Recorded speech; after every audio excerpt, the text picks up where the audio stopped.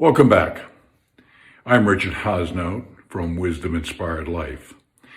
This is another in an occasional series that I use to outline the challenges of living a wisdom inspired life.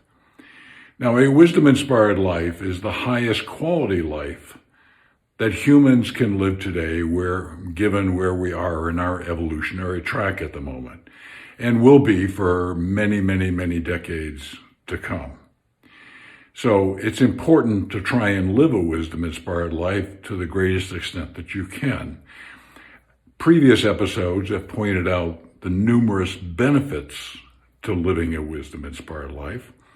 And in the previous episode in this series, I talked about the challenge of ignorance in trying to live more of a wisdom-inspired life. And in this episode, I'm going to talk about the challenge of the ego. The ego is all about I. It's all about me. And to the extent that the ego keeps our vision limited to just us and not the broader world, it poses a major challenge. We tend to think only about ourselves and not the broader needs of humanity and those that are close to us and all those sorts of things.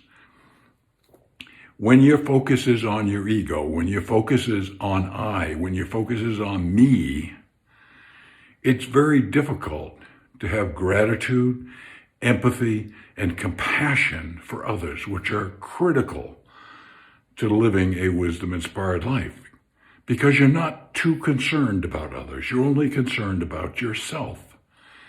And that's a difficulty if you're going to live a wisdom-inspired life. One of the affirmations that I use every day of my life is, I let go of my ego. Well, what happens when you let go of your ego?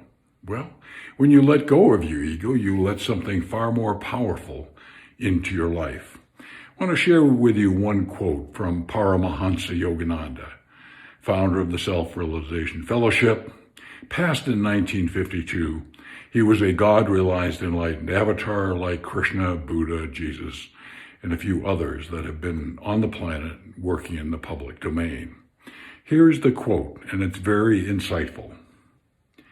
Ego is when the soul, or seer, the image of God in man, our soul is the image of God in man, forgets its true divine self, capital S, and becomes identified with the powers of perception and action in the instruments of the body and mind.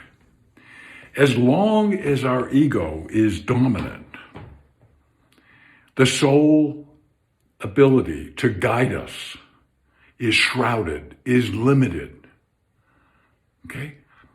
Our soul, which is that divine essence in us, is critical to living a wisdom-inspired life. So, the goal, the challenge, is our ego. The goal is to let go of our ego so that the soul can become our internal guidance system and not our ego. Okay? Easily said, not easy to do. I get that. Meditation is a critical practice to that.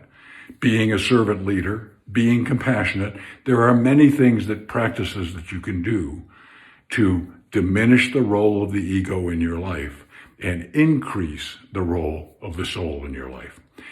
Well, I hope this has been helpful to you, because the goal of living a wisdom-inspired life is truly one that has high rewards for you.